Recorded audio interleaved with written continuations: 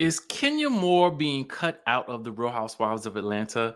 Is Mama D making all the sense? And we got to talk about that speak on it that's finally back up. Okay, let's get into the tea of it all with a little bit of a message from Mama D. Mena bit the police. The Erica Mena bit the police. The Erica Mena bit the police.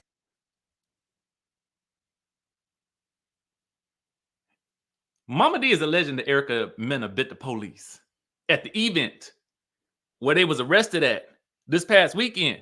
Talk about taking a bite out of crime. Girl, Erica, do not be getting Bambi in no trouble. Bambi, you need to reassess who your friends are. Okay, listen. Let me ask y'all this question. If your friend done bit the police at the down to the event and you done got arrested as some type of accessory or whatever like that, are you still friends with them after you get out of jail? I would just respond in the comment section down below. Listen, I definitely believe in being a ride or die friend, but I mean, it's got to be for the right friend, okay? Sierra got out the way real quick. Sure did.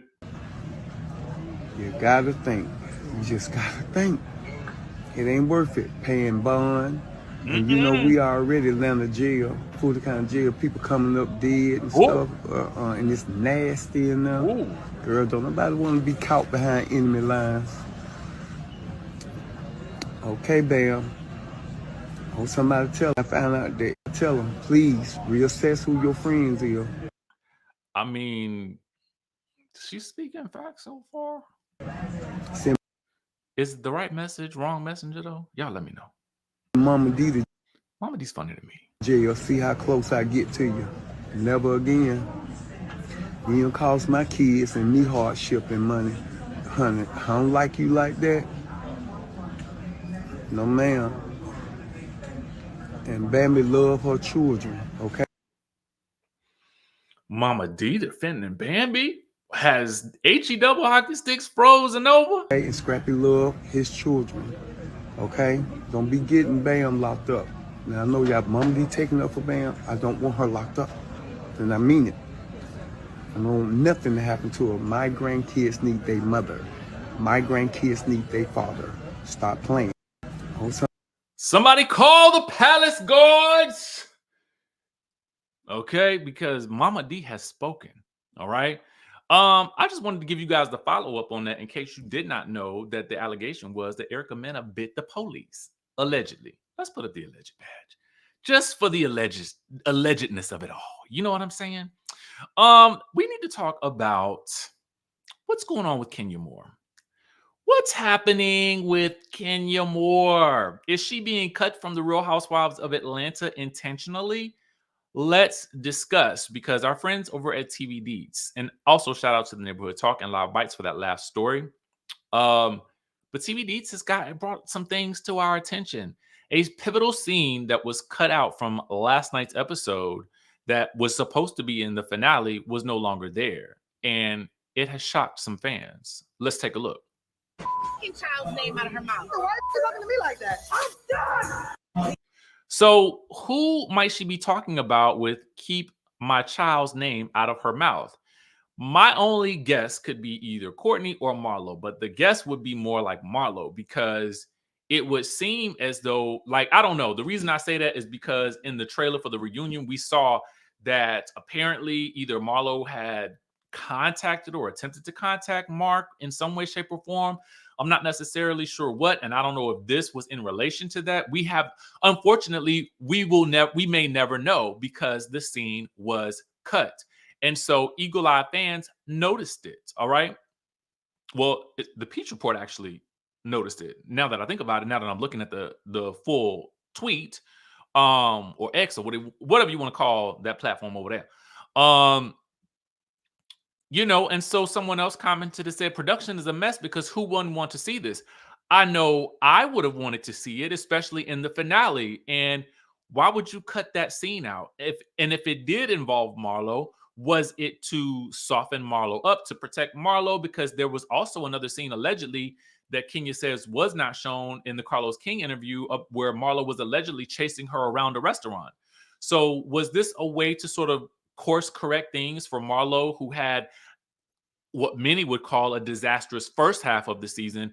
So a lot of people thought that the first half of the season, it will, oh, well, Marlo's the only person who's everybody's talking about. But in my opinion, we weren't talking about her for the best reasons. We were talking about her because it was seemingly out of, like, the whole situation just seemed like a mess, right? And so I just felt like, yeah, y'all, a lot of people saying, well, Marlo's the only reason we're talking about the show. Well, if that's the reason, that ain't a good reason. I mean, what was happening in the beginning wasn't a good reason. So the question remains is, are they cutting Kenya Moore? Why are they cutting Kenya Moore? What is the reason? So another person said, anything Kenya related seems to be cut. I don't like that. They didn't show her opening for her salon. How weird is that, considering that we watched her come up off her hairline, right? So that's very, very interesting to me. And to take things further, it seems as though Kenya Moore herself has taken notice. Okay. To take things back over to TV Deets, we will see that Kenya posted these tweets before the episode actually aired. I saw these when I was on the road. I couldn't really get into it because I was on the road for quite a few hours yesterday. And so by the time I got home, it was like 9:30. So I had to watch the episode, try to catch up on all the things so that I could be prepared for today. But Kenya said, follow Kenya Moore Hair Spa on IG for the unseen, deleted scene of the Real Housewives of Atlanta of my spa opening tonight at 8 p.m. So here you can see a photo montage of, clearly what was a filmed event. And most of the ladies there are in attendance. However, we don't see Marlo, which is interesting. Now, someone said production seemed to have heavily marketed all of Candy's business adventures. They marketed both of her restaurants as well as the movie that was just released. And to that, I would say, well, Kenya responds, facts, all her businesses. You can't pick and choose and show random scenes that don't support a full storyline. Hashtag Real Housewives of Atlanta, hashtag Kenya Moore Hair Spa. I was also going to add into that they also seem to show a lot of Drew with her music, as well as her acting. And I think that the acting and Candy's production working in tandem also propelled that into a bigger storyline. And with the idea that potentially there could have been maybe a first look deal or a first right of refusal with the network for any production that Candy may have produced or Todd may have produced, then that of course worked in synchronicity with the finale, and they made that work, and I think it was genius. But I do feel like not showing Kenya Moore's hair spa opening was definitely a missed opportunity, and I'm going to talk a little bit more about what I think that they tried to do instead in just a second. Another person says, if this is actually her spa, there's a conscious business decision she's made to not have it featured on the show. The way their contracts are structured, any of their businesses that receive a lot of screen time, Bravo gets a percentage of the pot. Now, that's part of what they call the Bethany clause, where it is alleged that as part of contracts, if your business is, if the bulk of your business that has been created while you've been on the show is shown, then they get a percentage of that. I don't know how true that is for each contract because everybody has different contracts. So I'm not necessarily sure. I know it's been talked about plenty of times on Bethany's platform, so go over there if you want to know more about it. However, Kenya Moore says completely false. I wanted it seen because it's marketing and the show follows my life. My salon spa opening has a beginning, middle, and end. The end opening and completion was intentionally, she says, intentionally deleted while others were focused on that fell out of the sky. Hashtag Real Housewives of Atlanta. Then she says, oh, let's not forget they didn't film or show Brooklyn's third birthday party where we dressed up as mermaids. All the Real Housewives of Atlanta kids were there, including Eva's kids, Ace, Anaya, Blaze, Shia, and Akila's kids as well. Now, let's go back because I can't really speak to this and why it wasn't shown or why they didn't film it, I really don't know. What I can sort of speak to is what I think. What I think happened is that for whatever reason, it feels as though they tried to make Kenya's story or her prime storyline about her potentially adding to her family. That seemed to be the route that they chose to go, which to me is understandable to a certain degree because it's part of what she was doing. But because that story is still in process, I would have definitely shown more of her opening her spa slash salon because it was something that was started and it was also completed, right? So it's a difference between something that she's just she's wanting to do, she's talking about doing it, but it doesn't get done, right? That's the end result. From what we could see, maybe it will get done, and maybe she will have use the surrogate. We don't know yet. I don't know where she is in that process. But what we do know for a fact is that the salon was, or at least there was a soft opening for it. So that is, I'm assuming, what she means by completion. It would have made more sense to also show that. I get it. I get it. But to look at this whole thing from a global perspective, and then looking at the scene with Sanya that was cut and other things that were cut from her, it does feel like there was some sort of concerted effort to maybe minimize her impact on this season. And it almost feels like the attempt is potentially to really bring Sheree, Drew, and Marlo to the forefront of this show and sort of make Kenya Moore much less of a main player. And I feel like that's a mistake for a lot of reasons. But you guys let me know what you think in the comment section down below, what your theories are. I want to hear them, okay? Now we got to talk about Speak On It. Okay, so I'm going to give you the timeline of events as I know them, and we will discuss what happened on Speak On It. And I will theorize about what maybe was missing based on what you guys mentioned from our live chat from earlier. And if you did not see that, go back and watch it, please. It is very good. I would have actually done this video live, but because I had already done one live today, and I don't know, sometimes the algorithm is kind of funny towards lives, at least on my channel, I feel like. Recorded videos tend to have a wider reach, and that's just the way it feels. So to do two of them in one day, I just didn't want to overwhelm my channel with lives. However, last night I watched the episode, and I actually made the mistake of watching it again. I probably should have just went into, because I really wanted to digest it. I watched it the first time to make my notes, and then I was watching it the second time to just watch for the pure entertainment of it all. I don't know if you guys know this, recapping a show is not always the easiest thing to do for me because I am also the type of person that's taking a lot of notes. It's just how I am. Like, everybody recaps very differently, and I think that that's great. And if you can do it without making notes, I think that's even better because I'm trying to get to that place myself. But as it stands right now, I make a lot of notes. So I don't really get to watch for enjoyment. I'm really watching more so because I'm investigating and I'm working and I'm trying to dissect it. And then last night I said, I'm going to watch for fun while I kind of just eat my food or whatever. So then I went to go watch Speak On It, and I started it, but it was very, very late. So by the time I actually got to maybe 10 minutes in, I was like, okay, let me hold this off until tomorrow morning and I will get back to it. Got back up to this morning to watch, and the video it seemed to be private. So I assumed that maybe it was taken down for some reason. Maybe Courtney spilled some tea that she shouldn't have, or, maybe there was something on it that needed to be edited out or edited down. I really didn't know, right? What I do know is that I got a message on one of, as I'm because I always try to scroll and check through some of your, a lot of the comments, and somebody mentioned that Speak On It was back up. So I said, okay, well, let me watch and make my notes.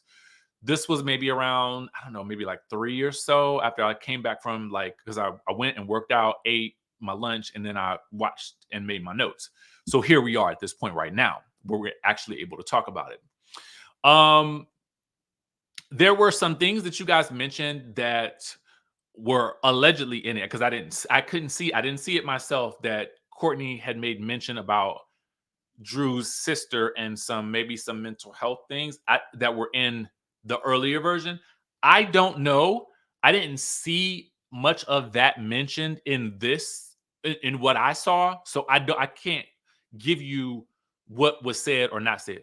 What I can say is, if she did say something related to Drew's sister and any mental health things that she may have gone through, or commentary about it, I personally probably would have taken it out myself as well. If that's what happened, I don't know. I don't know that that's what happened. But what I'm saying is, I would have done that. I have done. I just to give you an idea.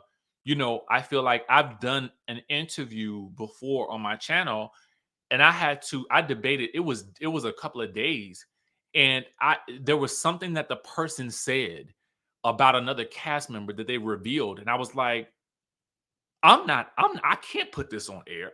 So you end up thinking, like, there are things that sometimes happen that mean you have to go back and re-edit or take something out, or I don't know what the case is. But if that was the case, then I don't blame them for taking it out. That's all I'm saying. Now let's get into what was said. Okay, what we do know was said, because you can watch it now. And if you haven't, I suggest you go watch it, because it's very interesting. Candy's given her the opportunity to speak on anything that she was maybe misrepresented on.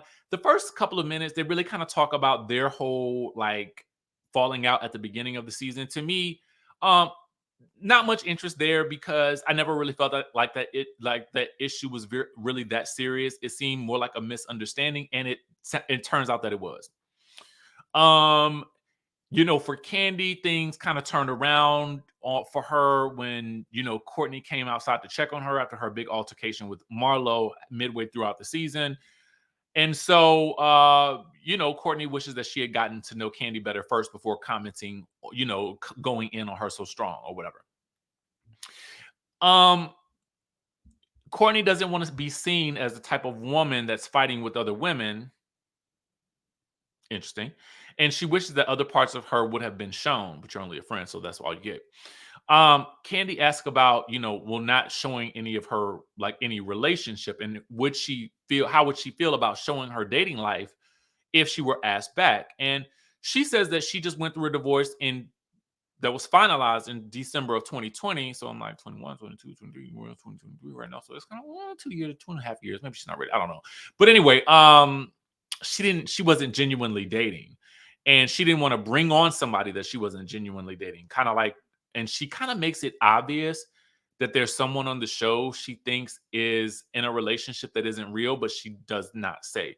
Somebody in the comment section asked me why I did not bring up, or why I did not question Kenya and Rory's relationship. And I think if you go back, I mentioned that I question any relationship a couple of videos ago.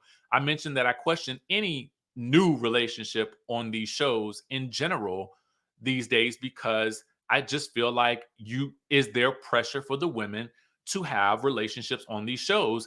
And will some of the women maybe get into situations where it appears as though there's a relationship? And even Candy herself talks about questioning the relationship between Marlo and Scotty. So it's a thing. It's a thing.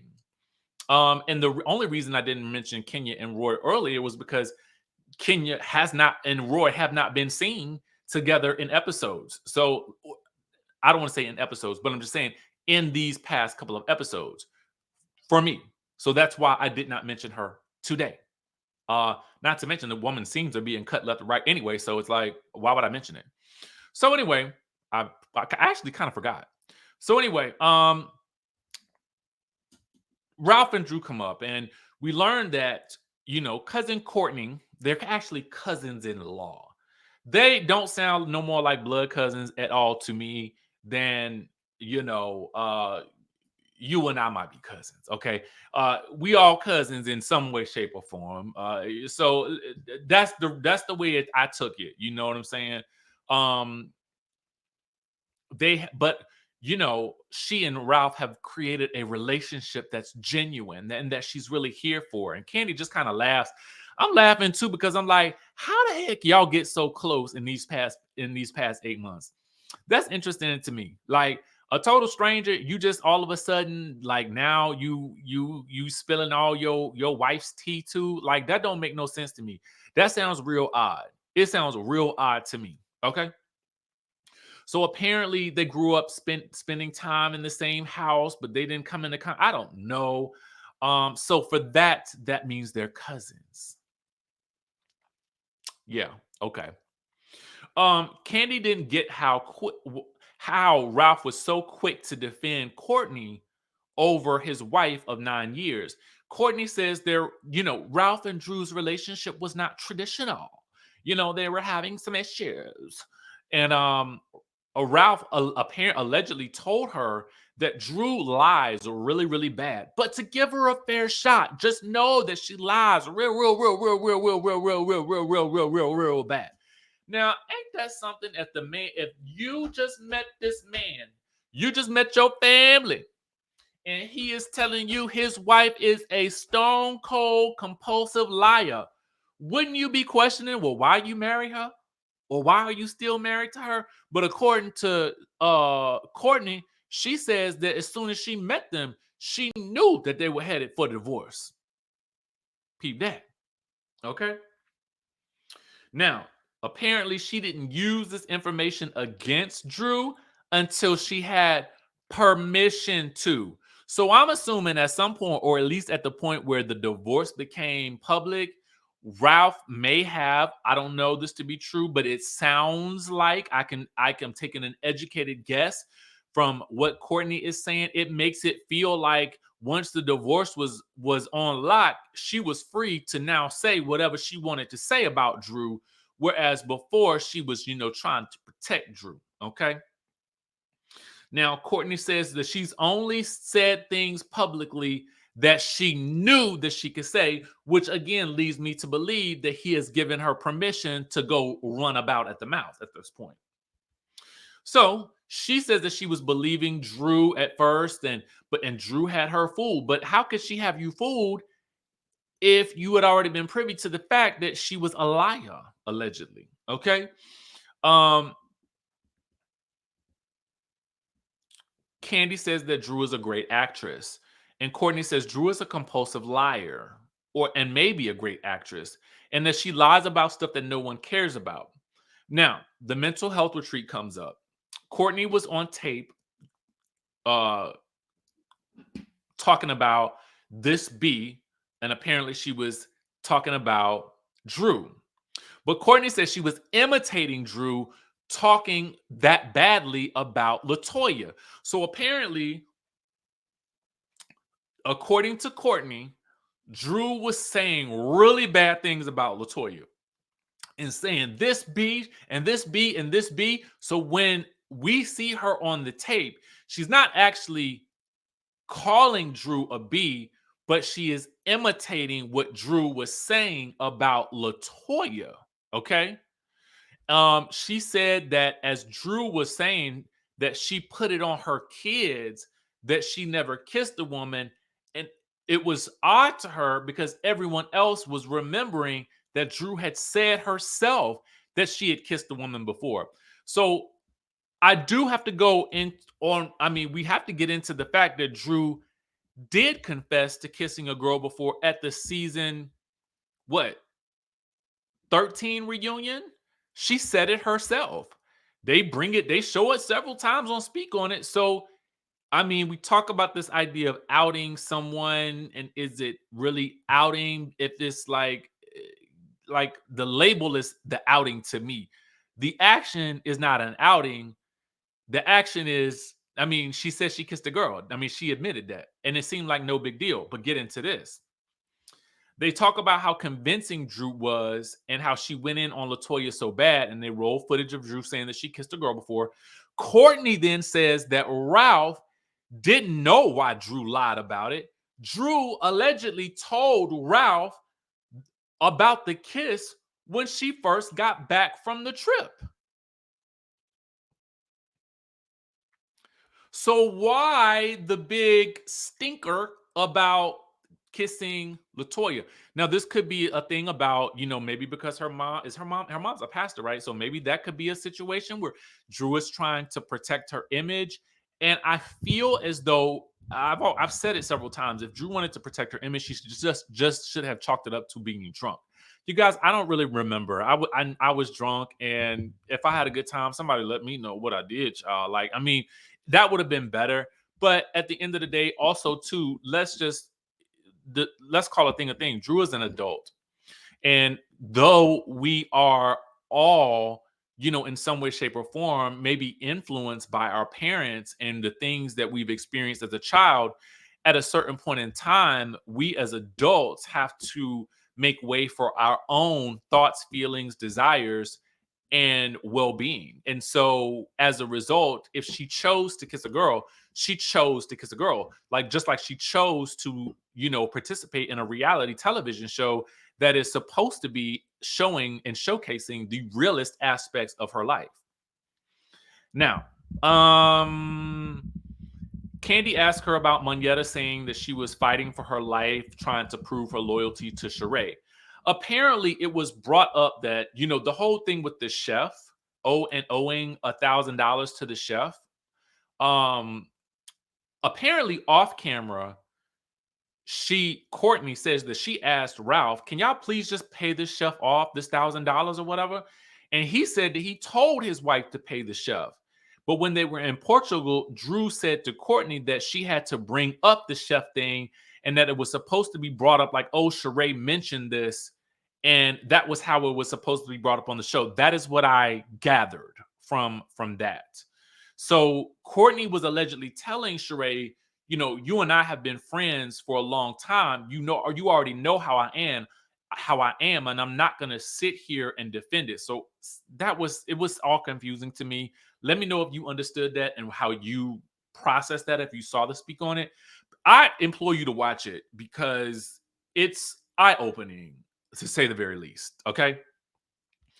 The collusion point of the discussion, they talk about whether or not Courtney, Sanya, and Marlo and Sheree were in an alliance because they were, she was showing more loyalty to Sheree than to her cousin Drew, and that Drew in the beginning was always defending Courtney.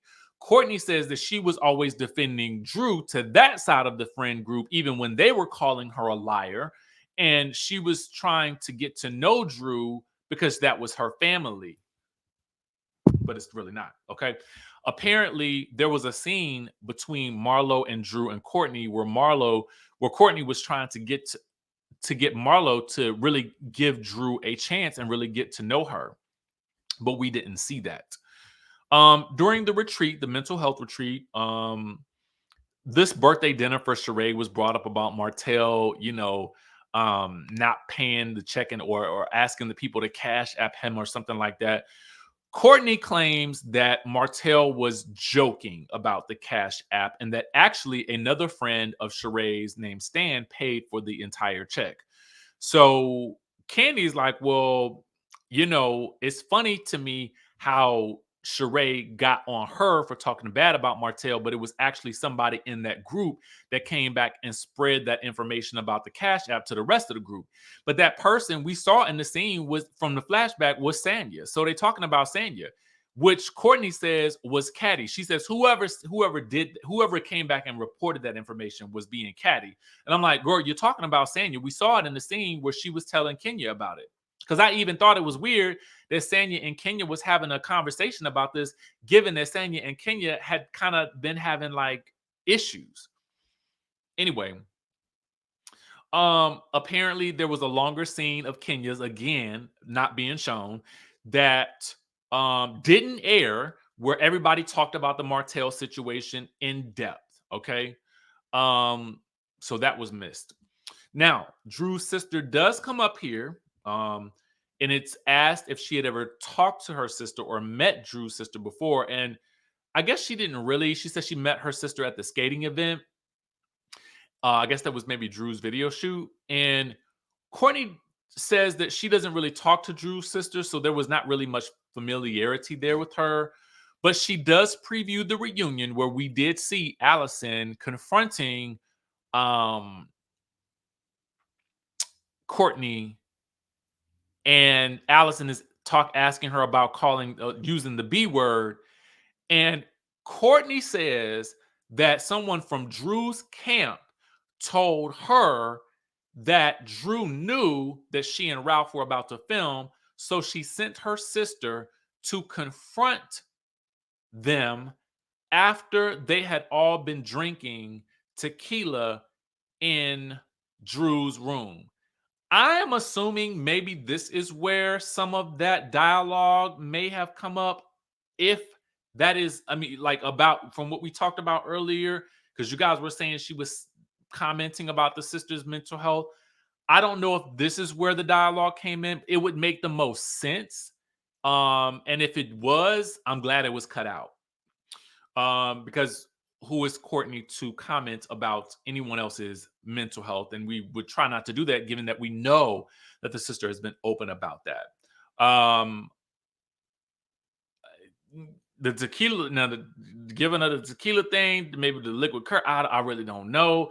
There was some discussion on the show about whether or not there would be alcohol served at Drew's mental health retreat. And in the end, it was just decided that there would be no alcohol served. Now, I wasn't sure if that was related to it being a mental health event or just, I can't recall, or if it was just a situation where, it's a mental health event, like, let's just make it a healthy type of situation where we're just drinking healthy stuff. Or if it was like, no, if we're doing mental health things, let's keep alcohol out of the equation. Does that make sense? Let me know in the chat. I'm just trying to process it right now. So I'm just walking through it with y'all. Like, okay. So help me, and I'm gonna help you. Okay, let's process it together. It's brought up about the B word conversation, and we already talked about that. How she said she was imitating Drew. Apparently, Ralph. This is where Candy says Ralph defended Courtney, and we saw that in the scene. And Courtney says this is where she says, as you guys had said earlier, she's been a better friend to Ralph than in the past 8 months than Drew has been a wife to him. And she stands on that. How you going to stand on what you don't know? You only know what he's told you, right? So you standing on shaky ground, babes. Like, babes. Like, we can't say I would never plant my feet that firmly on somebody else's ground, okay? I just wouldn't, because you don't know what they've been through in the past 8-9 years. You've been here for 8 months. You've been here for less than 10% of the time that they have been married. How can you comment on things that have happened in the marriage when you were not even there? You weren't even thought of. They didn't even know you. That is weird to me. That is very, very weird to me. I don't understand how anyone would feel confident saying that. And even Candy's face was like, girl, like what? I didn't get it. She says she would never do the things to Ralph that Drew has done to him. And I'm like, now this is sounding real weird. Why would you do those things? You're supposed to be the cousin. A husband and a wife doing things to each other, that's one thing. But I mean, I get it, but I don't get it. I get it to the sense that maybe if she did all these heinous things to him, then tell us. But if you are talking about like it, the way she said it sounded like you, girl, you're not his lover unless you are. That's the impression it gave. Because if you're his cousin, why would you? That wouldn't be a cousin thing to say to me. Okay, to me. Anyway, she says that Drew is playing this whole victim role, trying to create storylines that make him look horrible, and it sounds to me like she is repeating things that he has said to her. They've been getting really close. She knew the first time she met him that he was ready to divorce Drew, and he told her about the Tampa situation and what really happened. Well, what really happened then, girl? What really happened? Tell us. Tell us. Because I still don't know. Apparently they were talking about divorce even at that point. And I'm like, girl, we already knew that. They've been going through they've been going through the rigmarole the entire time that they've been on the show. We hope that they would get through it, but I mean, based on what I'm seeing, it don't look like they need to be together. Period. They get into the past rap party, and she was annoyed that Allison pulled her to the side. She didn't want to argue. She realized that Drew didn't want to hear the truth, that she was just imitating Drew. And that Drew tried to carry on the beef with her. Apparently, you know, there was something that had gone on with Courtney and her family that day that she was just not in the mood. Courtney says that Drew was lying the whole time because she and Ralph had been in connection the whole time about, I guess, the kissing situation. I don't know. Apparently, there was a scene that wasn't shown where she had to sit down and apologize to Drew, but Drew ended up storming off because she says that Drew allegedly wanted to have a problem with her.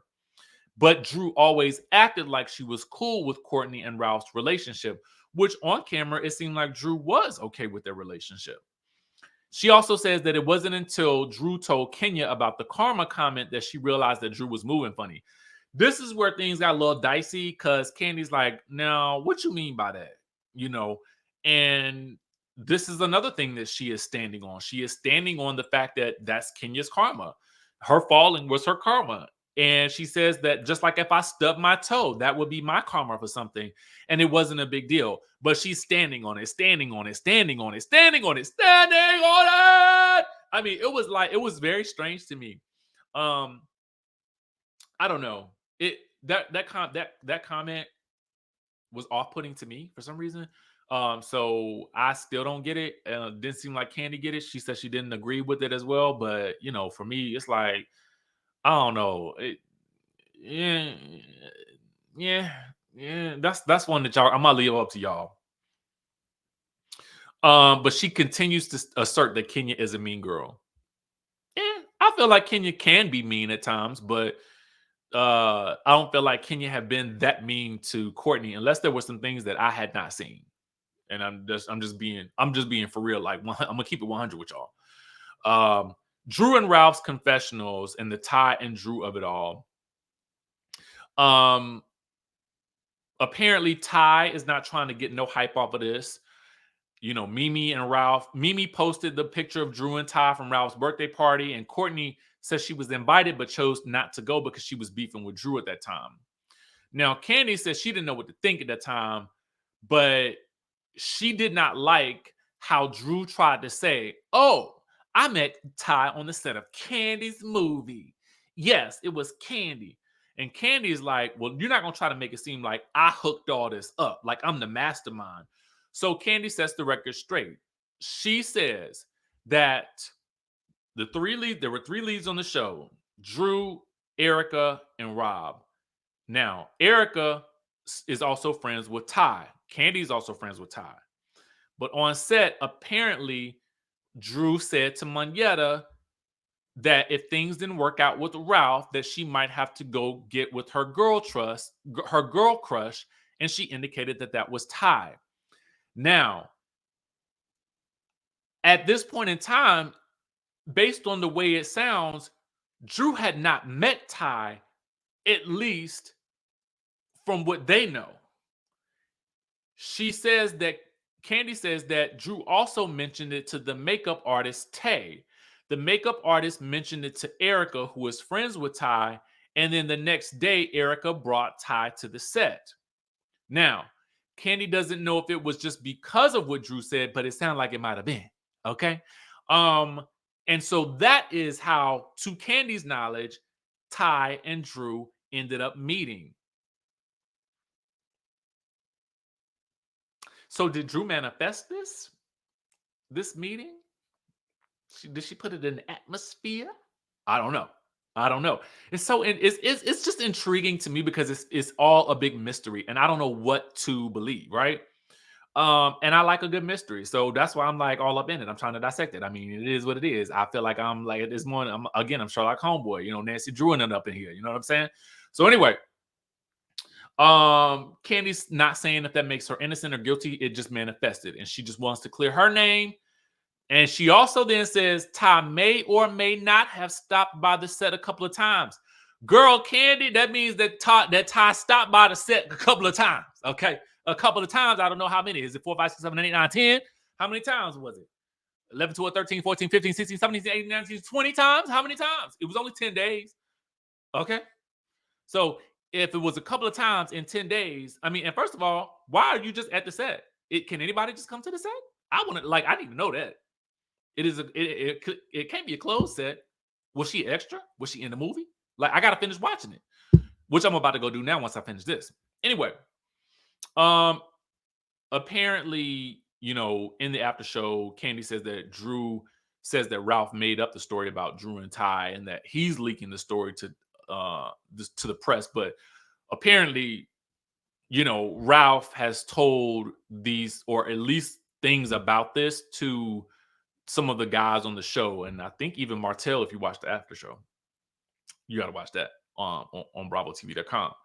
And for Candy, she doesn't even feel like this thing with Ty is a deal breaker, but I guess we'll never know because we don't really know all the full details of it.